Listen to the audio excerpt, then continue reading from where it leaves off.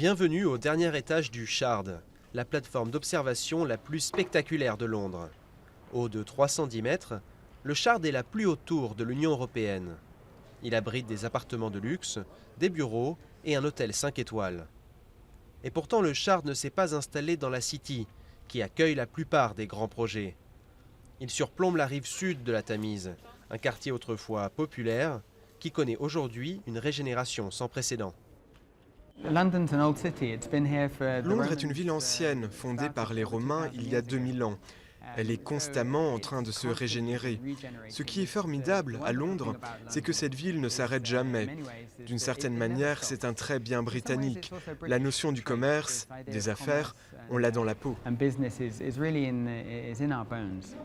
Grâce à des bâtiments comme le Shard, la City n'a plus le monopole des affaires.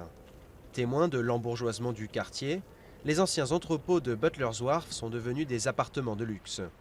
L'hôtel de ville, dessiné par le grand architecte Norman Foster, s'est installé en 2002.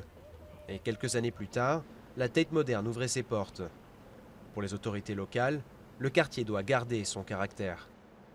Les projets que nous menons ne détruisent pas les logements que nous avons déjà ici. Ces logements vont rester en place. Il y aura de nouveaux emplois, de nouvelles opportunités qui viendront de nouveaux habitants attirés par ces projets. Donc pour moi, c'est très positif. Je pense que le positif l'emporte sur le négatif. À quelques kilomètres au sud de la Tamise, changement de décor.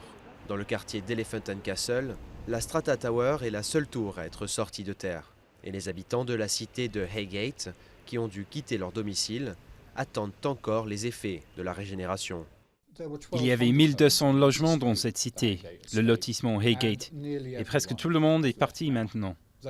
On leur a promis de nouveaux logements, qu'ils auraient un nouveau toit en quittant cette cité, des habitations construites spécialement pour eux, mais cela n'a pas eu lieu. Un prix à payer pour une transformation spectaculaire qui fait de Londres une ville à part parmi les capitales européennes.